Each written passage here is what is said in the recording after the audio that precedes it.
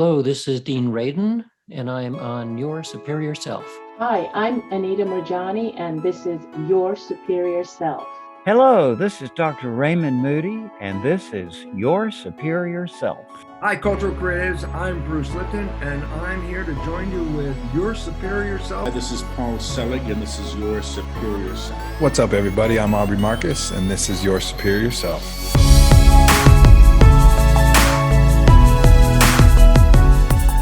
Hi, I'm Emma Lucy Knowles, and you're listening to Your Superior Self. Emma, Hi. I have a little intuition hit that this is going to be an amazing conversation. Yeah, me too. I'm excited. Author of The Life-Changing Power of Intuition, Emma. Like, what inspired this book for you? That's the book I keep wanting to write, but they won't let me write it yet. So I'm kind of glad we want to have that conversation. Well, who's that? Exactly, the man, the publisher at the moment. But I think in the UK, we have to take these things quite incrementally. So the first book I wrote was about crystals, then I did one about auras, then we're intuition. It's a kind of more of a gradual build because my story is quite dramatic. And I don't think it makes people feel uncomfortable. I think it's a bigger conversation that maybe some people aren't ready to have yet. But I have been playing in spirit space since I was a kid. Well, I'm 38 now. And since I was about 7, I've been obsessed with crystals. My sister wanted to buy nice, pretty things. My pretty things were crystals, and I wanted to make jewelry out of my crystals. I was going to do all these big things that I envisaged, and everyone was just shut it down. They're like, no, you won't make any money playing with rocks. La-di-da-di-da. And when I was about 11, I used to sit. My dad kind of built this 2-story kind of glass window. And I used to sit on the second floor, like looking out the window and watching all the light. And I could just sit there like a cat for hours. And I realized now I was meditating. But at the time, it was like I just went into the zone. I could just sit there and just have no thought, which is wow. Like now I think back, it's such an honor to have that. Like it's such a rare thing to be able to achieve. But one day, like my grandparents on my mum's side, they both died before my sister and I were born, but I was obsessed with them. So I'd always be like, what happened to grandma and granny? What happened to grandma and granny? And they're like, died of a broken heart, let it go, move along. Just little things as well would happen. Like I knew that my dad had a daughter from, I didn't know he was married before, but there was just these things that I keep saying and everyone just shut me down. But then this one day, I was sat in my cat spot and this man walked towards me, but it wasn't like you and I talking now, like it wasn't like a physical person. I always say it's more like a tracing paper in your mind. It's like this overlaying of a situation happening in a reality, but within your reality. And he said, I killed your grandmother. So I kind of lit up because when you connect with spirit, it feels orgasmic. It feels like your whole body's like, wow. And I think I was so excited. It's like a sugar rush that I ran into my mum and I was like, Granddad killed Granny, Granddad killed Granny. And she was like drying her hair and we were all really close. There's 4 of us. We're a really close family. And she dropped her head down and she's like, no, you're wrong. Like, and she looked so hurt. And obviously I'm an empath. So I'm like, oh God, like I am as weird as everybody always thought with my imaginary friends and all this stuff. And I walked out that room and I was like, oh, right, I'm going to try and be very normal and I'm going to be like my sister. And the more you shut this sort of stuff down, like the louder it gets. So lots of sleepless nights. I kind of felt everything. I lived in a very kind of energetical house, but they kept me awake like all the time. But I was like, shut it out, shut it out, shut it out, shut it out. Until a couple of years later, it came out that he'd had a nervous breakdown. She'd gone to leave him and then he grabbed her by the throat and caught a nerve in her neck and put her to sleep. And she died. And my mum had found her when she was 24. My mum was 24. So 20 years later, he died in that period and she hadn't dealt with that at all. She definitely had not forgiven him. And he was reaching out through me to heal that relationship for her, which is, big at 11 years old. And that's probably like the start of it. And then first boyfriend died in a car crash. Best friend died while I was texting him and like his heart stopped. And you realize that you have this ability with helping people transition and move into the other side just as much as I'm hearing stuff, and sometimes it makes sense, and sometimes I've got to learn how to make that make sense without switching it off. So it feels very important for me that we teach people how to make sense of that stuff to them, rather than just wipe it off as, oh, that's just luck, or that's just, one of those things that happens every now and again. Aren't we lucky? It's the muscle we can tune into, and we can work it just as hard as we work any muscle in the gym. We have to put practice to it, and we have to really focus. But it doesn't have to be hard work. It can be fun. And I never really felt like anybody taught me that. I found different things that helped me learn that over the years. But I always kind of wanted to put it into one book. And there it is. And here she is. Wow, that's a lot. Yeah, you could just process that. Well, I'm still like trying to process the grandfather coming to you and like telling you how your grandmother died, and then you going to your mother and then saying that, and then I think that was 11 years old, right? So how many years passed from that time to the actual validation of that story? 4. I'd say 4 years years passed. But by that time I was I wouldn't say depressed, I was sad. It was very sad, because if you shut off anything of who you are, I guess it's like denying your sexuality. It's denying a huge part of who I am, because I was waiting for somebody to say this is who you are, and they couldn't. They wouldn't. And for a long time I was quite angry about that too, I think, because it then grew me up, especially doing this sort of work, with this big dose of skepticism. But then I realized that's, again, my greatest superpower, because when I'm working with clients and we're doing readings, or we're doing tuning in, or we're doing whatever we're doing healing, I triple check, quadruple check everything. I challenge spirit all the time, because I'm like, okay, so it's put that healthy dose of check everything into that, so that I'm not just off the planet, which perhaps I could be if everyone was like, yes, so right, and it's brilliant. Like checks and balances, right? Absolutely. So when you found out that what you had seen was true, right? Because why would an 11-year-old girl know this, right? And then say to a grown-up, your mother, and then you had that validation, although that could be saddening, right? Like, yes, that is a tragic incident or event in your life that had to feel good as far as validation that you weren't just making things up, right? Or that I wasn't crazy. Or crazy, right?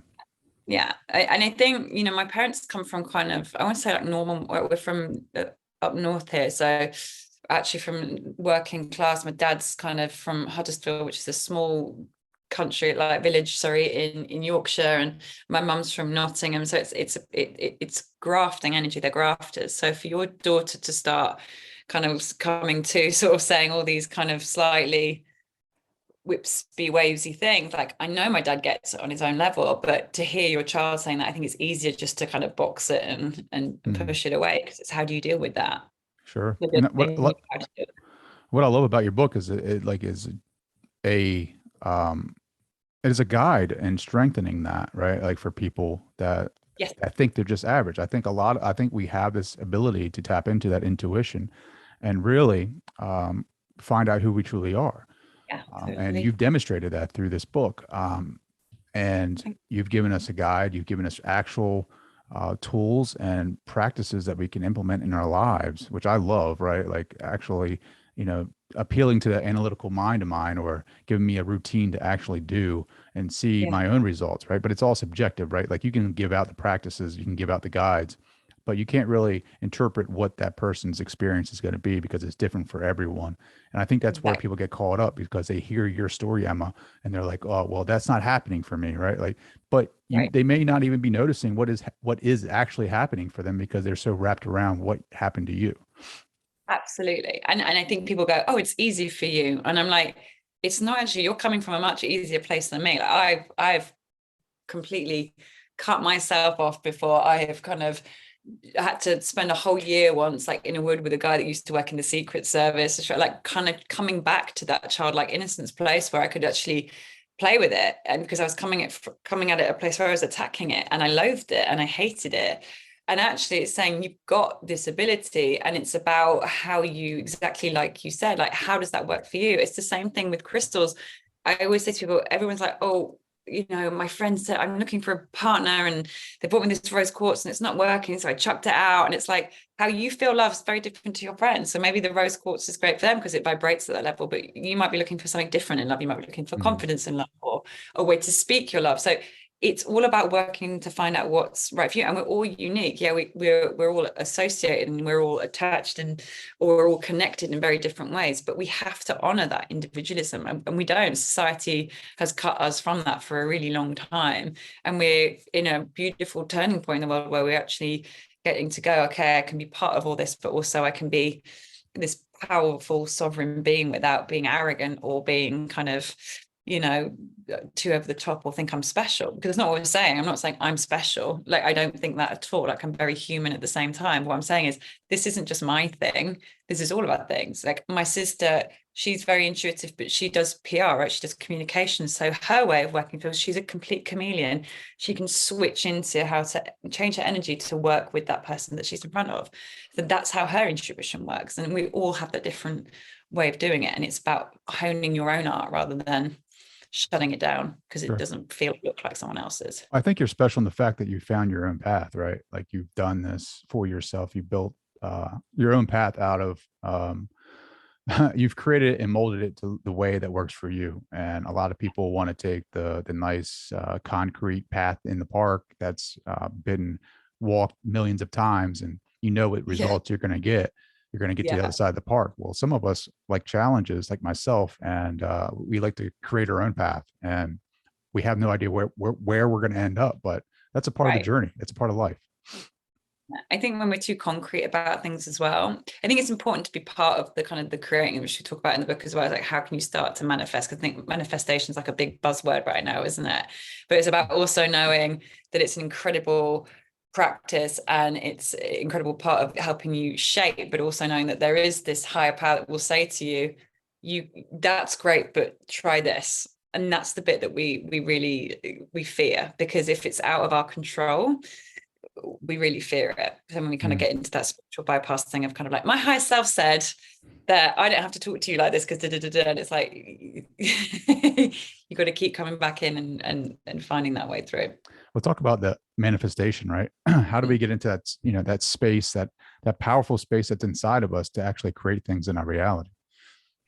So I'm actually doing my next book on this exact thing, but I'm doing it with crystals, because I think it's about how you heal within yourself too. So if you have a belief, if I have a belief that I just attract friendships that are very takey, for example, and I heal and I work on it, but energetically in my aura, within my being, there's still this little nugget that sits there that says that, and it's signaling that out. So I will then meet somebody who crosses that energy, and they're like, oh, I need a friend that gives all the time, and we connect like that. So manifestation is a lot of kind of beginner's luck, definitely, when we have that childlike play and expression, and we can kind of go into that space of kind of daydream, not make believe, but manifest believe. And then there's also this other layer where we have to do the work. You have to do the healing. What is still in your way of getting you out of your way to getting to that? For me, like I'm so blessed, because years ago, again, probably around the same time, 11, 12, I was obsessed with the Beatles. For no reason, I heard it in the car with my dad, and I was like, oh my God, they're amazing. And I'd listen and listen, it would just make me feel good. So I'd play on my N64, I'd be listening to the Beatles, I'm obsessed with this band, buy every album. And then, like, I never knew where I was going exactly. So you never know where you're going, but you kind of know where you're going by how it feels. And then I come out of university, everyone's kind of, this is the job I'm doing, this is where I'm going. I'm like, I have no idea. And then I go for all these interviews, not getting anything. I'm too positive, that's the thing, too upbeat. And then I land my first job, which is working reception at Apple Records for the Beatles. So then I end up doing their MySpace page, and you're like, it takes time, but some of it isn't necessarily about sat there going, this is how it has to look. It's like, how does it feel? Well, what's that? You talk about the I am that is in all of us, right? Like, is it the I am presence that's inside of us that is helping us shape that reality? Yeah, I think it's knowing that we're all part of, I don't want to call it like a supercomputer. I think my dad always says it's like a great architect in the sky, right? So there is a plan, but we get to go off plan. You get to redesign your house at any time. So it's about knowing that nothing has to be stuck, that you can shape that. So that I am becomes about, how do I want to create that for myself? And how does that then kind of work for my highest good and the highest good of everyone around me? Because you can see some people who do it all for egoic need, and it's like, I'm getting this and I'm getting that, and it works for them, but there's a lack of happiness in it, and there's a tightness, and then I think it squashes them later down the line. You sit in their health. Whereas if you're doing it for your highest good, you're kind of letting the genie out the bottle. You're sort of saying all of that is within, all that potential is within me, and there's enough to go around, and there's enough to share. And then you generate more and more and more and more, and you become more and more and more, and you connect to more and more and more. Did that answer the question? I love that. No, I love that. I love that. Well, it's a tough question, right? Like the I am presence is really like asking somebody, what is that? The God that's inside of us all, right? Like that connection to that architect in the sky. And it's like, you know, who really has that answer, right? Like it's through this experience that we, you know, conceptually, I can say that and create a model for that. But experientially, like, do you know that? And the only way you can know that is through your experience and through your life, right? So we all have this understanding or, you know, idea of God. But then again, we're putting it into our own like little subjective boxes of whatever we've been conditioned with. And I think, you know, I love what you're doing because you're having a great time, right? Like with crystals and intuition and writing books and just living your best life. You know, I'm 39. So when you say N64, I know exactly what you're talking about. The best years ever. Man, I miss those days. Yeah, I know, right? God, yes. Yes. Yeah. But like, I think it's like I haven't always had the best of time. Like I've had some really, if I can swear, like shitty things happen in my life, which have been incredible learning, where I always say to the people that I work with, I don't really like the word client, but the people that I work with, where I say, if you don't have to experience that on the level I've experienced it, and my teaching becomes that, my medicine becomes giving you the key to unlocking that within yourself, without you needing to go so down into the shadow, then so be it. So like there's always the good and the bad and the balance. And it was about keeping the light, or keeping that belief and that faith in the times when it was the hardest and the chips were really down. When I left my job, like the publisher said, do you want to write this book? I turned it down. They came back 6 months later and the writers pulled out. Do you want to do it? I've been working for a CEO. I was working 8 a.m. to 8 p.m. for him. I'd see clients in the evening, at the weekend. I was like hammering it, giving it. And when I left that job, like I wrote that book in 2 weekends, and it was the first time I'd ever had praise, because all through school, it was like, you're useless, like it reinforced uselessness. And then to hear someone say, this is amazing, like you write really well, and you've been told you're not very good at English because you can't spell, like I write how it sounds. And all that fun to almost have been squashed out of you, for that to start unleashing. And I left that job.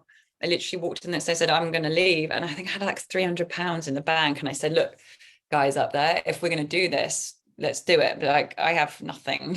Let's go for it. And that's that level of faith that I think some people might struggle with. And yeah, you know, they've had stuff that people that have come and they've helped. And so it's been a learning, but it's about knowing sometimes that you have to tune in and go, is this the right thing to do? Is this the right thing? And having that muscle, that intuitive muscle that goes, yes, now's the right time. Because for years, people saying, you shouldn't be here, leave this job. And I was like, the time's not right. But when I felt it, when it clicked, I was like, this is it. That's how I know all this is going to land. It was the easiest decision. I didn't even discuss it with anybody. I didn't even have a letter. I just went in the next day and said, this is what I'm going to do. That's amazing. I know there's a ton of people right now saying that's awesome. Like they wish they could do that. Right. But that fear, right. That fear that holds them to that job, to that. I mean, it's like you're shackled to this, right? Like you have the golden handcuffs. It's like, right. You might not be happy, but yet you have bills, you have responsibilities, you have kids. Totally. Yes.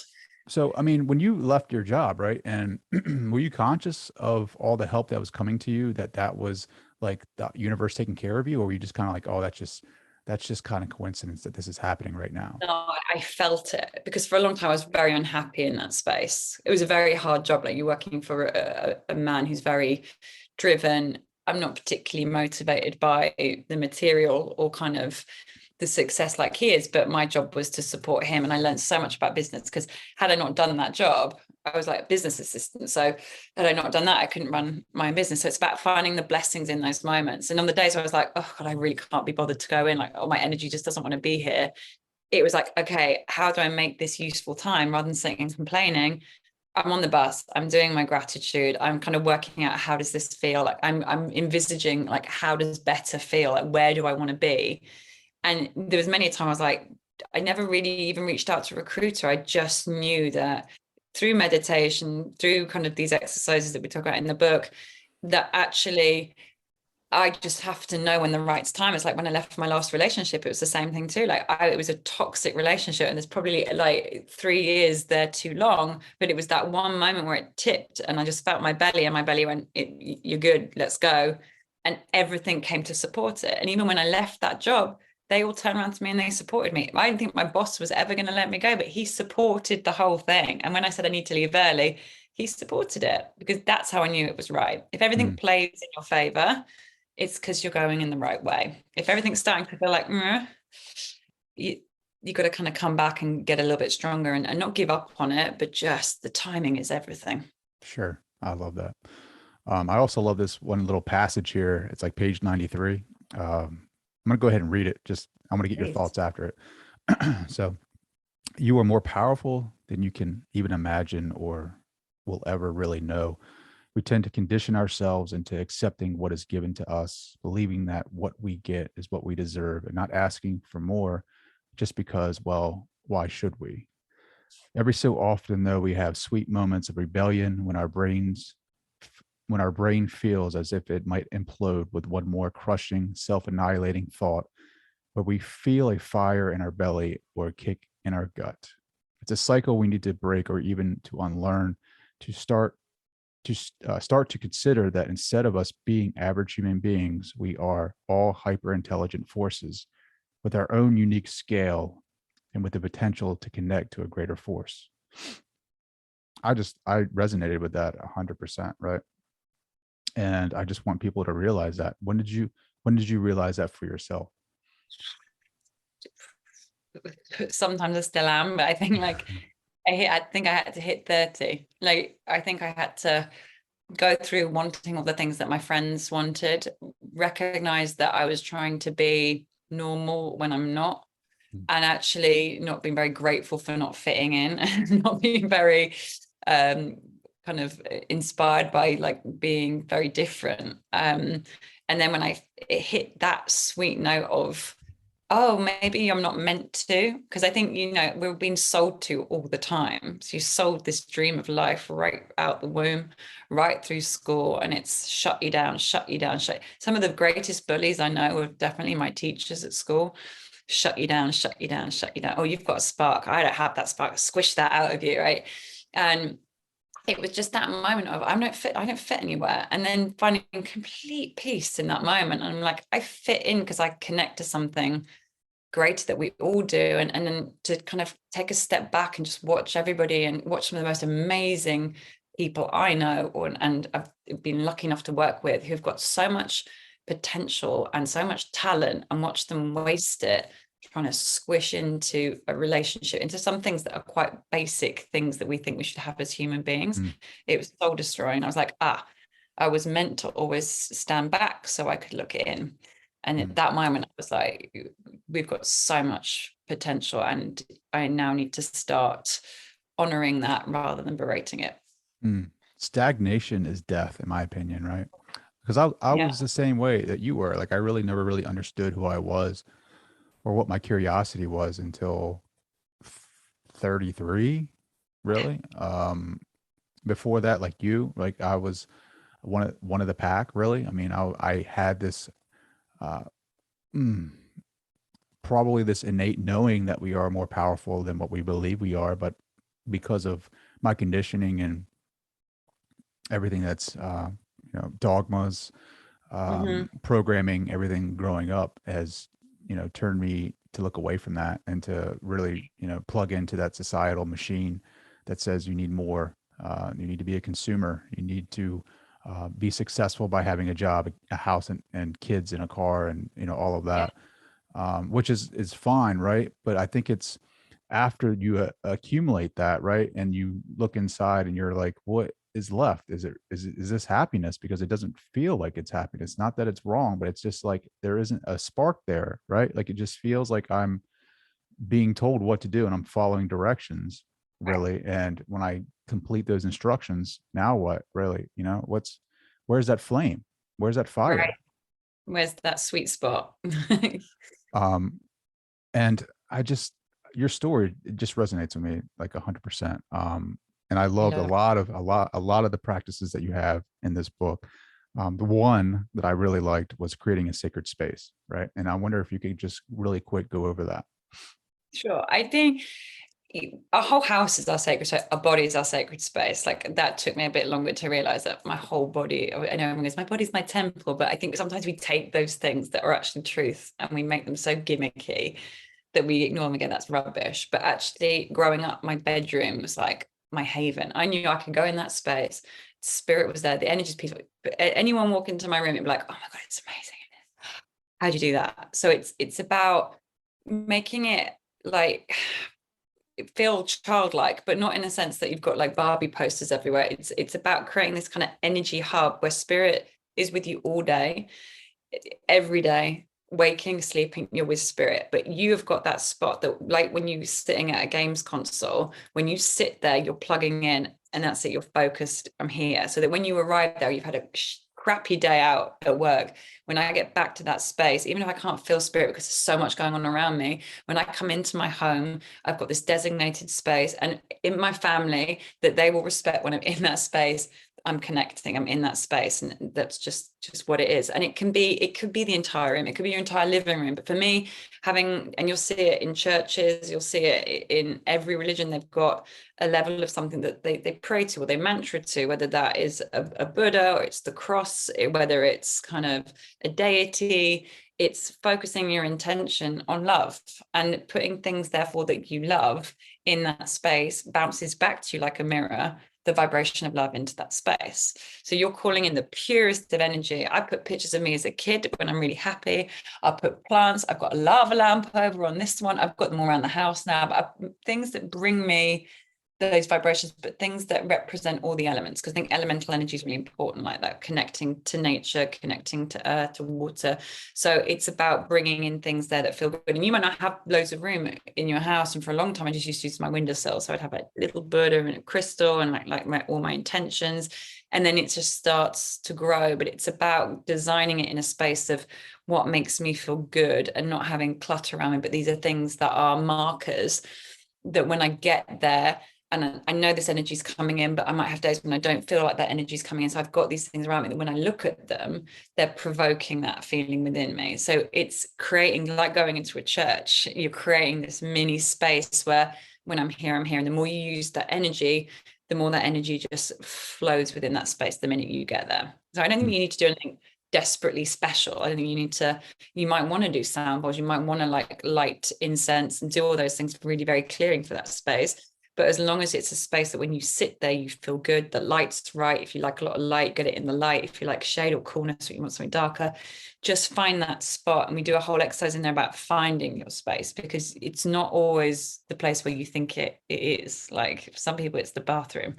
For some people, their sacred space is out when they're running. You know, it's finding how that works for you. Mm-hmm. Are you still running in the morning? Do you know what? I love running. And then this year, I've had this mad year already with energy, but I had a 12-week back injury and what had happened is I'd woken up some past trauma in my back, but it's taught me new skills that I had to go and learn, like spirit release and past life regression. So I really miss running. So now I'm swimming. Nice. Yeah. I run in the morning too. It's like my, it's my sacred space. It's going see the sunrise, right? And being in that little spot and feeling the energy, the new energy from the sun, and soaking that in and taking me out into the battlefield of life. And right. Yeah, it's just amazing.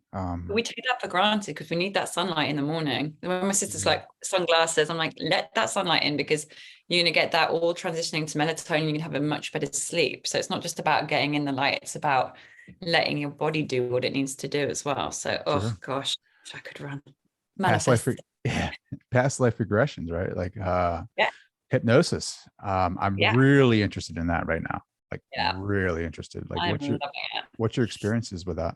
Oh, I've been doing past life regression probably since I was about 18, because it was the one place where I know I can go to a great space and I can create that space when I'm doing healing work with people, because I see these films for them, but I could never really, I can do it for myself, but you struggle because you start going, I can't see for myself. It's noisier. So for me, going into regression is just like it's a trip, because it kind of, you just fly, and for me it's like couldn't recommend anything Are you better. facilitating that, or are you going to Do a now, practitioner? yeah, You are. yeah, Oh. I do now. I've got this wonderful woman, she's 70 years old, and like I think in the UK, like you could pay, I don't know, like £600 an hour, which is what, I don't know in dollars, I don't know the conversion, but it's for me, she charges like 120. So somebody, that's also important for me. It's about, make sure you pick the right practitioner. Just because someone charges the earth doesn't mean they're the best. Sure. Yeah, I mean, you got to do research. I mean, that's with anything really. Yeah. You really got to resonate with that person. That's great though, because I've really gotten into, I don't know if you've experienced it, QHHT. I don't know if you've ever heard of that. So that is Dolores Cannon. Have you ever heard of her? Yes, that's exactly what we're talking about. Yeah. That's With her. Liz. That's her practice. Yeah. Very cool. So they take you to a past life, and then they regress you even further to the higher self, and then you receive information from the higher self, and then you can have questions or something like that. Fascinating. What do you think? What do you think that? So she calls it the subconscious, right? Like when you get into that state and you're asking questions of it, right? I guess that could be the architect, right? Like that could be the server, that could be the network that we're all connected with. Yeah. Have you ever communicated with that? I do. I communicate with lots of different things. I kind of, this is a comfortable space to talk about it. I kind of believe that we're moving, not like with time, we're moving through it. So I think there's different pockets, and that's from what I've experienced. When I connect to things, we don't always go back to the same place. I'm not, even if we're going past life, if we're going high, like planetary, or if we're connecting to different extraterrestrial, or you could be connecting to, for me, when I kind of started to go into that space, I'd meet something that was called the council, and then I kind of get a bit frustrated with that, because again, that sometimes even those high abilities feel a bit man-made, because I'm like, I know I can go higher than that, but again, it's just another feeling energetically, even at a spiritual level, where something somewhere has been implemented to keep you down on your level. So definitely when you're exploring that space, always going with the mind of, actually I can go as high as feels good and comfortable as I'm ready for. Well, when you go higher, right? Like what kind of information are you receiving? Well, I did a lot of kind of like release from like energy, and how to release things from illness or jabs. We're talking that sometimes some stuff from politics comes through. I get information and stuff that's coming maybe for clients that week. It's just, it's expansive. Book stuff is always downloaded in different spaces. And also a lot of my healing happens in that space, kind of things where I've known something to be true, and sometimes I think we need a bit of validation, and maybe where someone's gone, no, that's not true. That's another great space where I can just kind of just bounce it like a mirror and go, I kind of felt like this about this. What do you think? That's awesome. Do you well, I'm sure you're at a point now where you really don't need a whole lot of validation for that, right? But some people do. Like I'm still in that space where I'm kind of like, all right, I'll have communication with what I believe to be my higher self, and then it'll say things to me, right? And I can't lie. I mean, a lot of it feels great, right? Like it's pushing me forward in my life towards life goals and aspirations and my dreams. But then again, it's like there's a fear that, is this just my egos, or is just me making this up? Like, is this my imagination? Like, why me? Why me, right? Because I don't want to look like a fool, right? Like that's the fear.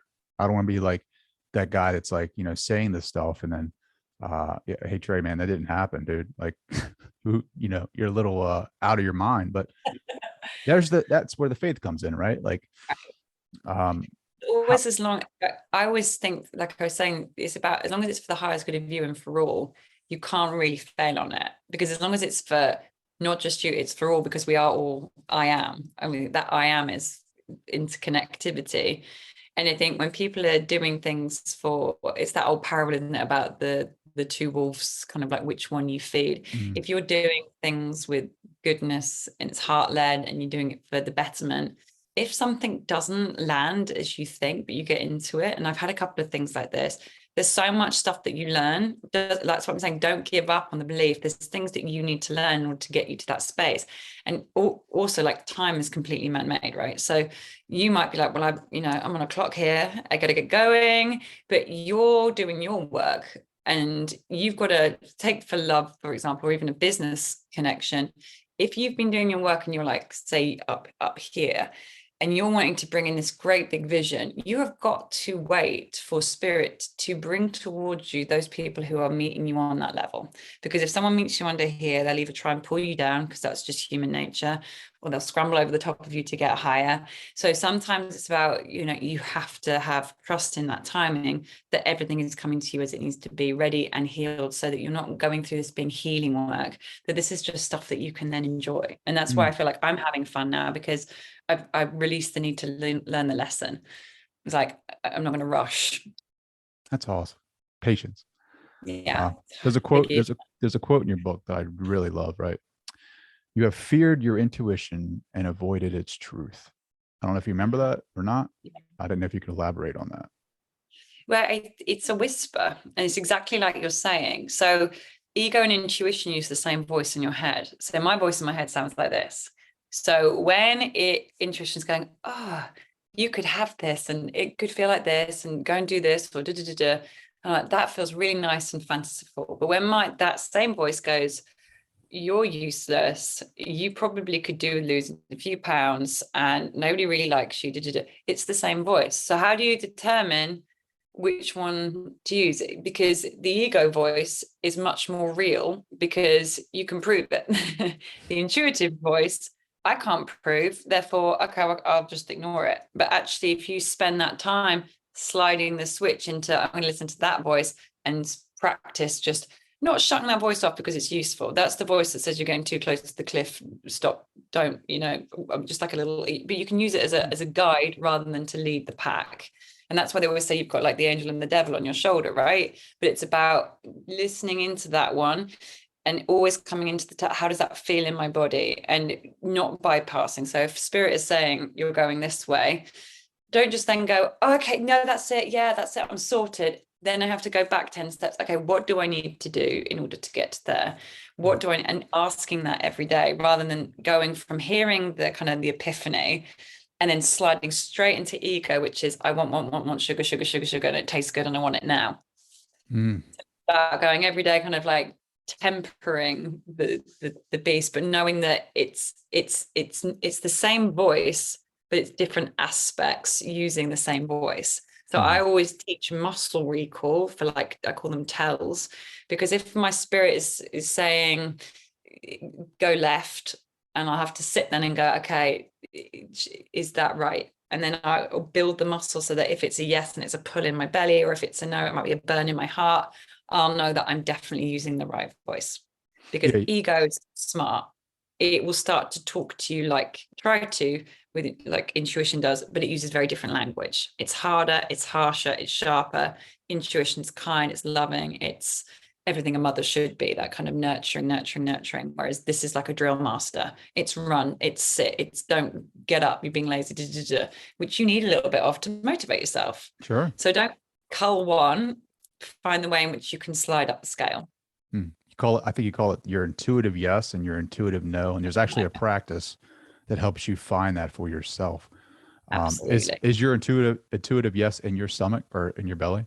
It is in my gut, but which is where, again, ego gets a bit cheeky, because it then knows that. So I'll always try and say to people as well, like, language how it feels. So is it like a punch in the gut, or is it a tight in the gut? Because if ego goes, oh, it's in the gut, and you can hear it, what you want to feel in your whole body is where else am I feeling that punch? Where else am I feeling that tightness? So you use your whole body over time rather than just those bits. I love it. What do you think intuition is? I mean, that's a tough question, but I mean, for me, I feel like we are, like, life, or the universe is this great big octopus, if we can look at it that way. And it's like we're like a tentacle, and at the end of each tentacle there's a human being coming back into this one sort of source computer. And I think intuition is the vibration of the purest form coming from that source, saying this is what you deserve and this is what's good for you, and it's our choice whether we choose to listen to it or we don't. It's funny because I just used that example or metaphor to my wife, explaining this to her. It's funny how, synchronicities, right? Beautiful. I think that for me, intuition, like you said, it's a muscle. It's and if you haven't used it, right, like you never trusted it, you just closed it off because of, people are saying, yeah, what do people have told you that you shouldn't do things or you shouldn't listen to this or blah blah blah. And so like now people are starting to realize what intuition may be for them. And I think it's just like going back to what you said about going to the gym is like you have to work this muscle, and then maybe haven't like be open-minded and skeptical about it at first, right? But then as you learn what that muscle does for you and what it brings forth in your life, that's where you build that trust and that faith where you can really lead into that intuition. I don't know, what are your thoughts? Definitely. I think it's just something we're not taught to use. Like we're taught, aren't we, how to read, to write. Like that extra sixth sense is something we've been brought up to. Like witches use it, or kind of wacky woo-woo people use it. So it's kind of being tainted, I think, again, by this kind of higher kind of being in the man-made world of kind of, let's not listen into that, because that gives you free will. And I think when you listen to your intuition, you're in your freest sense of self, and you're not going to do things that just suit other people. You do things that suit you and therefore make you happier. And in making you happy, you make everyone else around you happier. And I think sometimes it's like, I call it like a sleeping dog. Sometimes it can lie really dormant. And you're like, where are you? What's happening? What's happening? And what's going on? But you think it's dormant until something massive happens. So if you start working with it in a time that you get that muscle so strong, just like using your core, right? It starts working for you without you even recognizing it. So it doesn't have to just come to those big moments in life where you feel like it's disasters happening. That you use it in every bit of your life, and you're using it like a kid. You're playing with it, because that's what it is. It's playing. It is letting you connect to something, and it is about you co-creating. It's not like going, this is the path and that's it. It's about going, it's explorative. If I went that way and I visualize that, how does that feel? And use my intuition to tune into that. Well, that doesn't feel quite right like that. So if I change this and this, how does that feel? I think we just got a bit lazy, or we're sold to it. Like, what's that movie? Have you seen that movie Wall-E? Where like all the humans are so fat and they're kind of living on this other planet, and we've ruined this one, and like it's just floating Wall-E. around. Yeah, Wall-E. Yeah. That's how I think that's how we've gotten a little bit. It's like we rely on everything else to tell us what to do, and then we rebel and we kick out when it doesn't. And then when we go, this is how you do it, and it's a bit of hard work in play, we're like, well, that wasn't what I signed up for, because I was always told I was just going to get this and this, and it's not as hard as you think to undo it or to get started with it. It's not. Yeah. I think Disney has got some awakened script writers, I think. With Wall-E, I totally agree with that. And then I think there's another one where Ghost or something like that, where the guy dies and yeah, about the soul. Is it Soul or something like that? Yeah. Yeah, my kids watch all these movies and I'm like, whoa, there's some really strong messages in there. And I'm like, these guys have to be taking some like some trips, and they're going back and writing these scripts, and I'm like really resonating with them. I'm like, yes, that's what I'm talking about, Disney. Exactly. They're tapping into the universe for that universal truth, the big truth. And that's why they're so successful. Intent, right? Intention. Absolutely. How important is that for manifesting in abundance? Everything. If your intention is like wavering, and I think Esther and Jerry Hicks do this brilliantly, is that intention is what you're sending out to you. So I think like we're sat in a great big spider web, and if my intention is I want an ice cream, then it's like I'm sending that signal out, and I know how easy that is to get that. If my intention is about like I want a Ferrari, and I send that intention out, but I start then going, but then I don't have the money, and I start to like, just the wave of the signal gets really weak. So I have to kind of get really sharp in making sure that that particular part of the web is strong, which is where I think the healing part comes really important. Because if you've had relationships or you've attracted things that sort of make you not believe that you're allowing of those things, you need to heal that energy within yourself. So again, the signal is strong. So I think intention is the start of it, but the intention signal is everything, and keeping that vibration tight is really important. Do crystals help you with that intention? Do they help you with your energy? Like I haven't really been a big crystal guy, and I really don't know a whole ton about it, but could you give me just like the beginner's guide of what crystals do for you? So they're like us. They've been formed over like thousands of years of pressure under the ground, like bam, bam, bam, and they're like naturally occurring minerals. And what they do is they're vibrating, just like I was sending off a signal. Their energy is a bit pure because they don't eat junk food, they don't watch rubbish telly.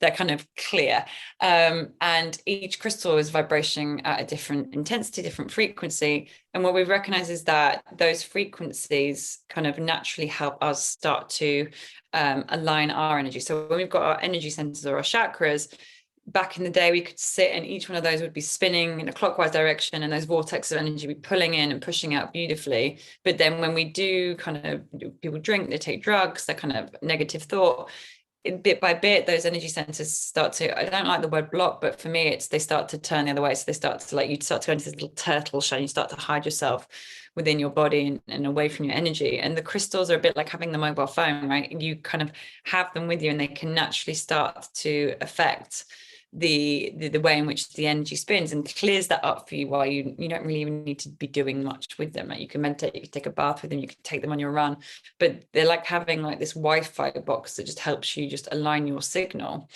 without you really needing to do much. And I think again with them, intention is important. So we start working with them and helping people to work with spirit work more, because there's something, I guess it's like when people go and read tarot, they might find it easy to have tarot and then to have a psychic reading, because there's a card in front of me that I can see that says this. And I think crystals, they give you that focus point as well, as much as anything. Like I can focus on this, I can put this in my hand, I can feel it, there's a heat, there's a pressure, something is happening that my mind will try and kind of say it's rubbish, it's this, it's that, but actually I'm feeling something, and that's the difference. It's something here that's happening to my human.